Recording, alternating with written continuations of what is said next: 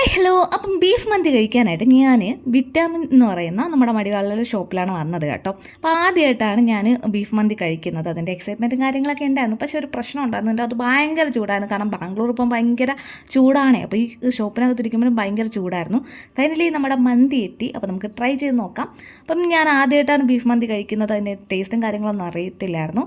Pepper beef മന്തിയാണ് order ചെയ്തത്. അതിൻ്റെ മസാലക്കൂട്ട് അടിപൊളിയായിരുന്നു. ആ ബീഫിലെ മസാലക്കൂട്ടൊക്കെ എനിക്ക് ഭയങ്കരമായിട്ട് ഇഷ്ടമായി. നല്ല ടേസ്റ്റ് ആയിരുന്നു. ഇങ്ങനെയാണോ എന്ന് ചോദിച്ചു കഴിഞ്ഞാൽ എനിക്കറിയത്തില്ല, ബിക്കോസ് ഞാൻ ഫസ്റ്റ് ആയിട്ടാണ് ട്രൈ ചെയ്യുന്നത്.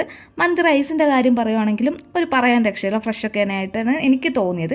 പക്ഷേ ഒരു പ്രശ്നം ഉണ്ടായിരുന്നു. ആ ഒരു ചട്നിയിൽ നമുക്ക് മയോണീസും തരും, വേറൊരു ചോപ്പ് ചട്നിയും തരും, ആ തക്കാളിയൊക്കെ വെച്ചിട്ട് അത് ഇവിടുത്തത് കൊള്ളത്തില്ലായിരുന്നു.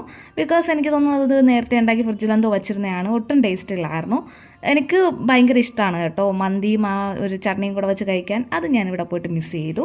പിന്നെ അത്രത്തോളം ഹൈജീൻ ഉണ്ടോ എന്ന് ചോദിച്ചു കഴിഞ്ഞാൽ എനിക്കവിടെ ഒരു അനുഭവം ഉണ്ടായി. സോ അത് അത്രയും ഹൈജീൻ ഉണ്ടെന്ന് ഞാൻ പറയത്തില്ല. അപ്പം വീഡിയോ ഇഷ്ടമായാൽ മസ്റ്റായിട്ട് സബ്സ്ക്രൈബ് ചെയ്യുക.